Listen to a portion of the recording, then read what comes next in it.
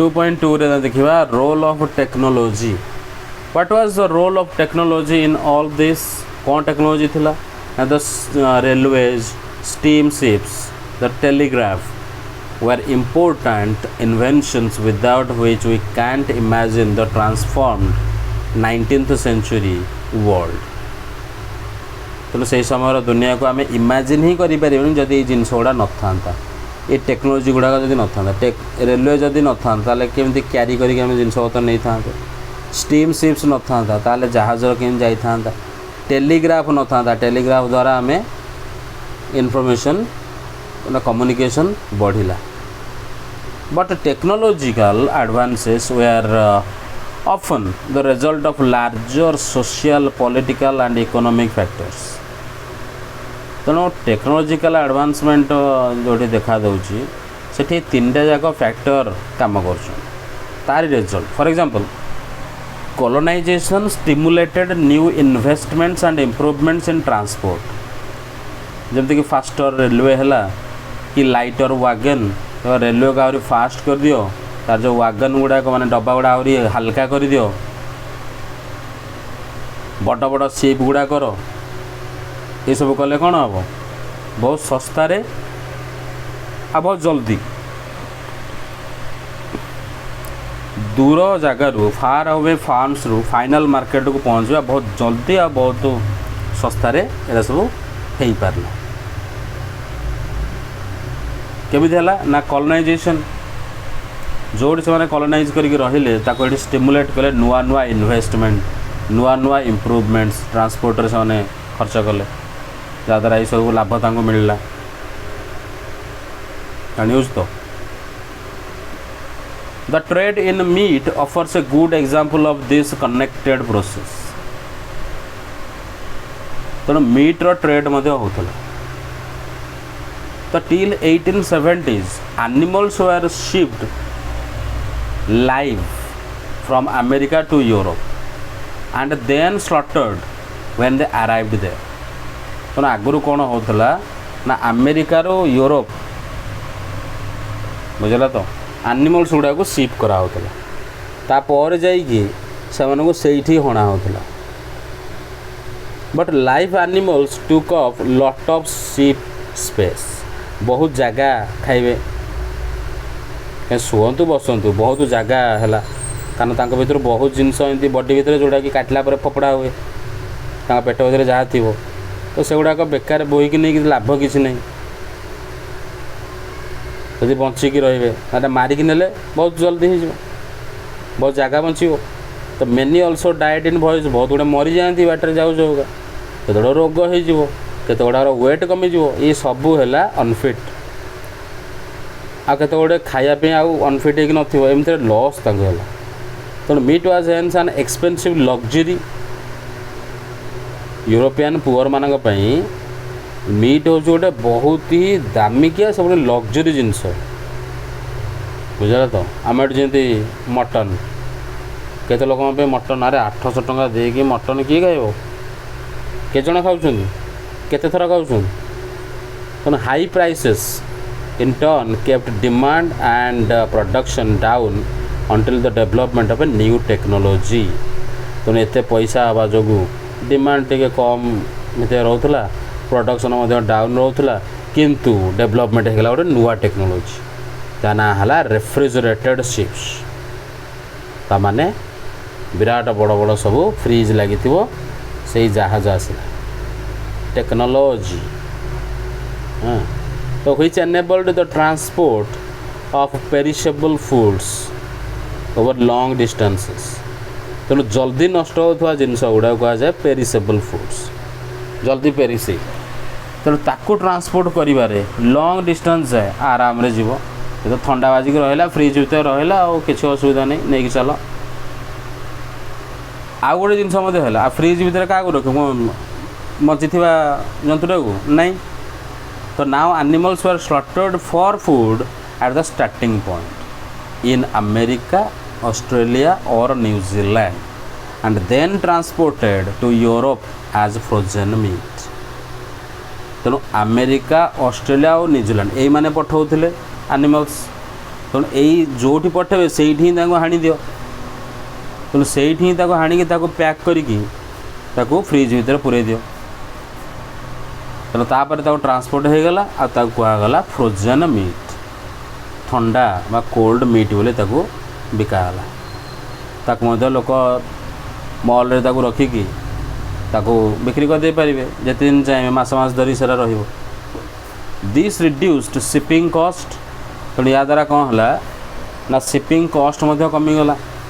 କାହିଁକିନା ଗୋଟିଏ ଜାଗାରେ ଯେତିକି ଜାଗାରେ ଗୋଟେ ଜନ୍ତୁ ଯାଉଥିଲା ଏବେ ସେତିକି ଜାଗାରେ 3-3ଟା ସେଇଭଳିଆ ଜନ୍ତୁର ମିଟ୍ ଗୁଡ଼ା ଆରାମରେ ଗଲା, ଜାଗା କମିଗଲା ହେଲା, ସିପିଂ କଷ୍ଟ କମିଗଲା।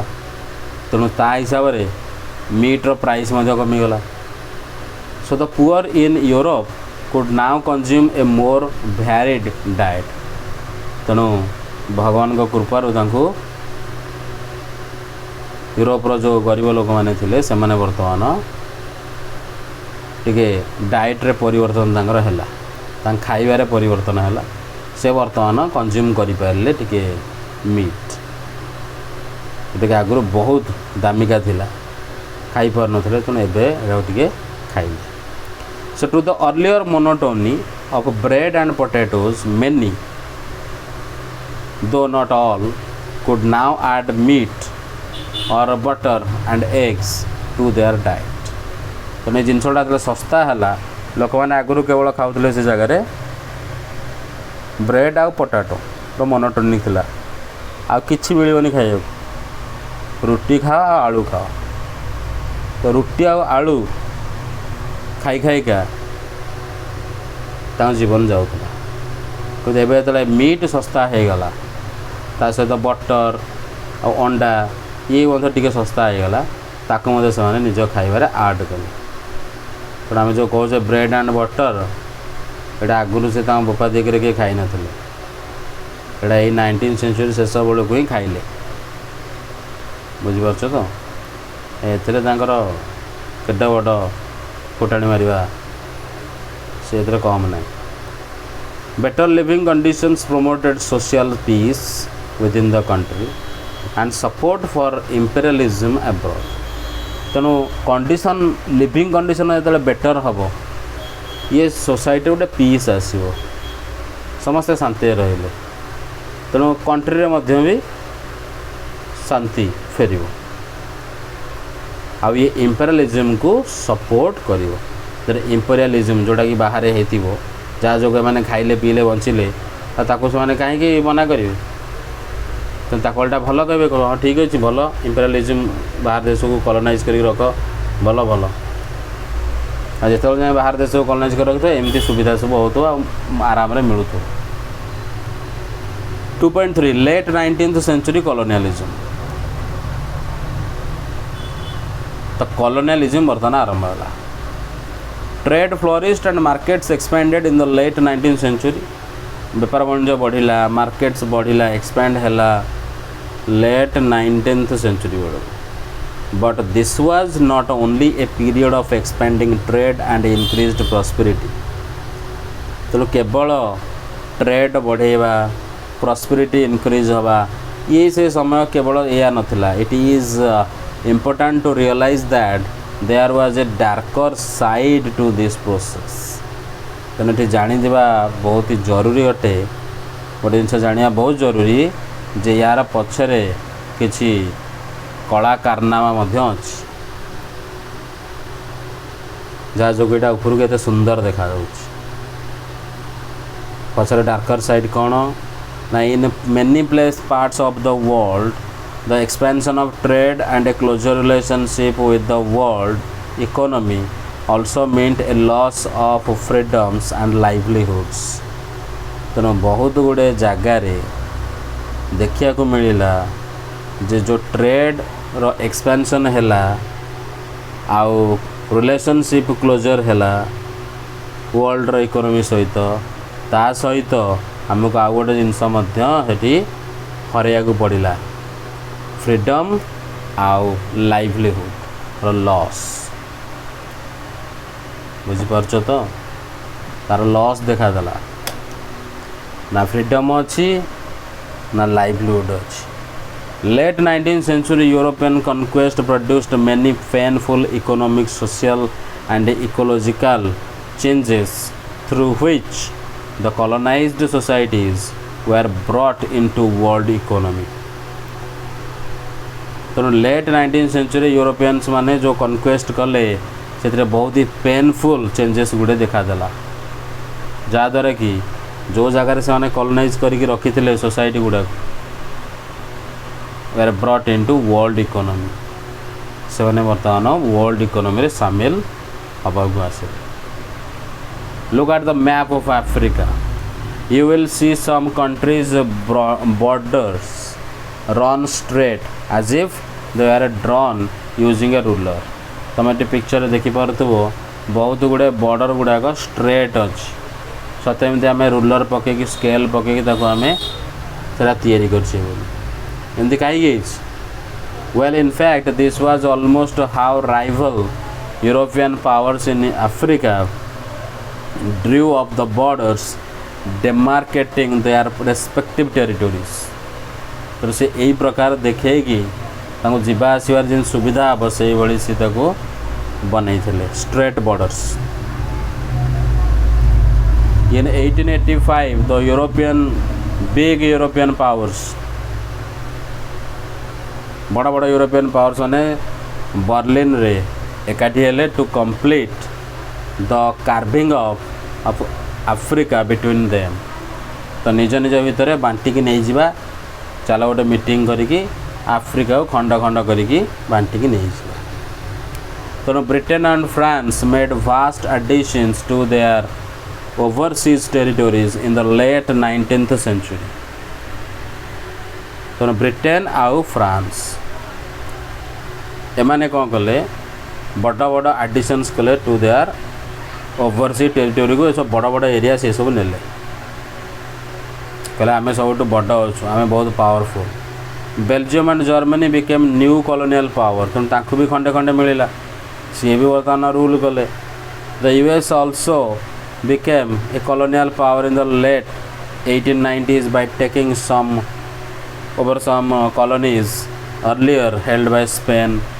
तो स्पेन जो गुड़ाक आगुरी नहीं से कॉलोनी गुड़ाक सी के रखिकी यूएस गोटे कॉलोनियल पावर हो गला गला मु शासन कर पकेबी केतोड़े कॉलोनी को रखिकी। Let us look at one example of the destructive impact ऑफ colonialism on the economy and livelihoods of colonized people। तो देख लोक मानकर की अवस्था ये सब होते डिस्ट्रक्टिव इम्पैक्ट पड़ुची colonialism इकोनोमी पर तो पड़ुची लोक मानकर लाइवलीहुड्स मुपर पड़ुची को लोक मानकर जो माने कॉलोनाइज होके अछंती सेठार लोक बुझे तो। तापर हम देखिबा 2.4 रेंडर पेस्ट और द कैटल प्लेग। देखो अफ्रीका रे 1890s बेलू गोटे फास्ट स्प्रेडिंग डिजीज है कैटल प्लेग और render paste had a terrifying impact on people's livelihoods and the local economy। तो लोक मानकर जीवन उपरे जीविका उपरे और लोकल इकोनॉमी उपरे यार बहुत ही खराब इम्पैक्ट पड़ला कारण गोटे रोग जाना है कैटल प्लेग बा रेंडर पेस्ट ये माटी चलला। This is a good example of the widespread European imperial impact on colonized societies। तो ये हूँ गोटे एमती गोटे एग्जाम्पल गोटे बढ़िया example wide spread European imperial impact colonized society ऊपर। It shows how in this era of conquest even a disease affecting cattle reshaped the lives and fortunes of thousands of people and their relations with the rest of the world।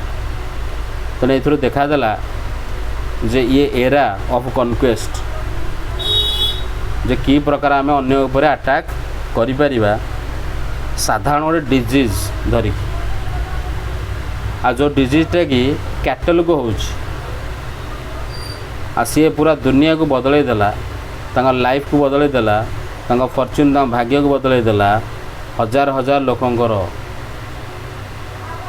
जे कि rest of the world सहित relations रहिला हला तो कौन होता है ना historically Africa had abundant land and relatively small population तेणु आम देखा हिस्ट्री रे ताले अफ्रीका पाखे बहुत बड़ लैंड अच्छी किंतु बहुत कम पॉपुलेशन अच्छा for centuries land and life stock sustained African livelihoods and people rarely worked for a wage तो लोक मैंने कौन कर तो जमी पड़ी जीवजंतु पड़ी तेणु ताकू सी चलाती से खाती पीती कौन चाषबास कौन टे करती चल तेणु से कौन मजूरी अन्य पाखे जाए खटाटा ना जी अच्छी से खुशी किसी बेसी डिमांड नहीं in late 19th century Europe sorry Africa there were few consumer goods that wages could buy तो 19th century लेट बेलू आम देखा ताले अफ्रीका है अफ्रीका बेलू लेट 19th century अफ्रीका बेलू तो गोटे किसी अल्प किसी कंज्यूमर गुड्स थिला जोटा कि वेजेस से किणा पाते तेणु सेटा किसी बड़ कथा ना तेणु कौटू वेजेस आनुते ना निजे जहाँ जिन चलुते से पैसा से किसी किणुते if you had been an African possessing land and life stock and there was plenty of both you too would have seen little reason to work for a wage आम भी से जगह था आम एत लैंड पड़ी एत लाइफ स्टॉक आमर अच्छा जीवजंतु अच्छा ताकू हाणी मारी खाଇବା आउ कौट चाषबास करके खाईदे ग्रेन्स गुड़े लगेदे गछ पछ लगे से गंडे खाईदे कौन दरकार वेज में कौन मजूरी दरकार कौन पैसा रोजगार करा कौन दरकार किसी काम नहीं तेणु in the late 19th century Europeans were attracted to Africa due to its vast resources of land and minerals बर्तमान यूरोपियंस कुआड़े गले चोर दल सले जोटी अच्छे सबुआड़े खाली बर्तमान माड़े एवं कुआड़े गले आखि पड़गला अफ्रीका उपर कहले एत बड़ जमी एत मिनरल्स चलो लुटि नवा ये तेणु यूरोपियंस बर्तमान अफ्रीका को आइले कहले आम प्लांटेसन करूँ माइन्स खोली पकेबू to produce crops and minerals आठी जहाँ सब करूँ सब यूरोप पठेबू but there was an unexpected problem कौन प्रोब्लेम है तुम सब करदेव मना नहीं से भी छाड़े एत बड़ा जमी पड़ी कर प्रोब्लेम है a shortage of labour willing to work for wages तेणु आफ्रिकार लोक एने एड़े एड़े होती एत मोटा छोटा होगी डेंगा डेंगा होने कम करें आम कर यूरोपियंस मैंने एम कम लगे गले कहले आम कम करूनी क्या आम के करूँ आम पाखे खाया पीओ ढेर अच्छे आम एगुड़ाक करूँ तेणु यूरोपियंस मैंने कहले ताले जो ये कम करने को मना कर सहीटा ही जदि न रही ये जमी आसिक कम कर तेणु एम्प्लॉयर्स यूज्ड मेनी मेथड्स जहाँद्वारा आपको रिक्रुट करहब लेबर करहब ये सब जिनसा करहब से बहुत चेष्टा चलेले किंतु हेलानी तापर कौन कले ना हेवी टैक्स इम्पोज करदे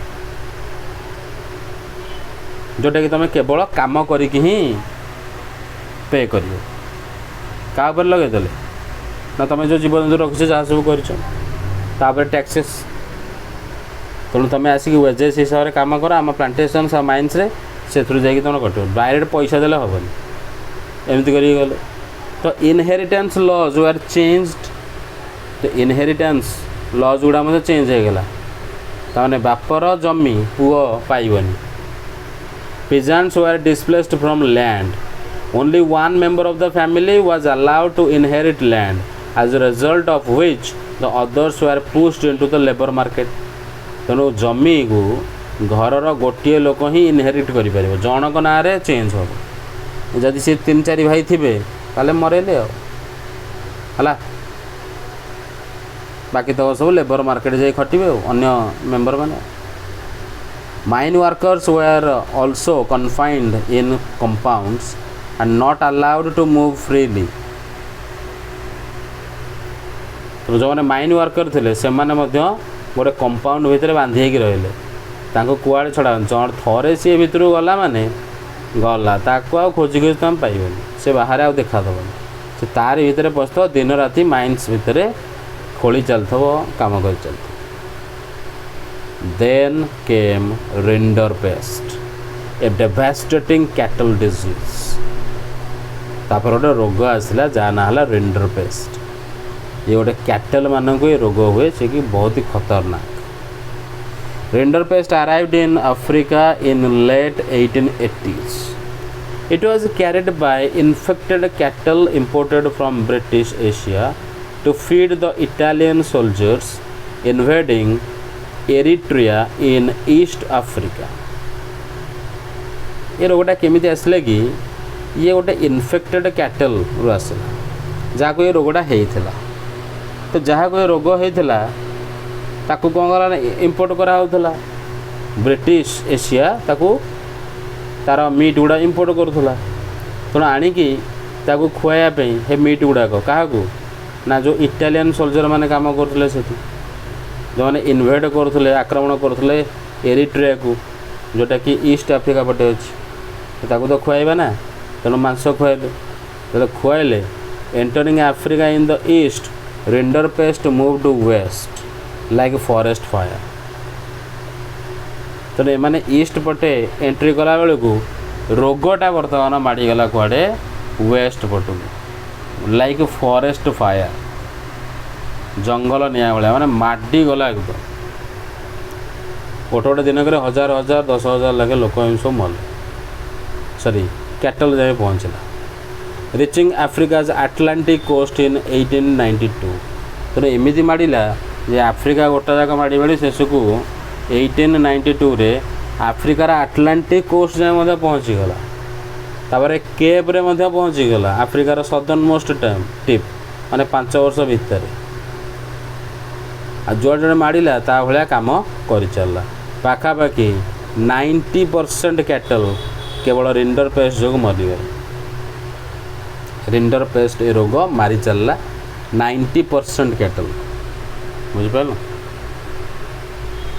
ताले कौन करा जीवो आउ किए रहिला the loss of cattle destroyed American livelihood एया ही थिला तांकर टार्गेट जे एमती करके आम गुड़ाकर कैटल को मारिदेवा तेणु planters mine workers colonial governments now successfully monopolized what scarce cattle resources remained. तो जेतिक जो रहा 10% से रिसोर्स गुड़ाक बर्तमान से निजे मोनोपोलाइज करिकी चले बोले आम इच्छा आम जहाँ कर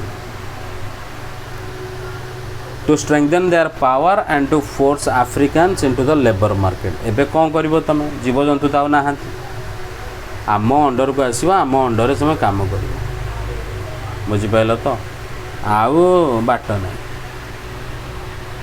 सत कथा आउ बाट ना करवा कौन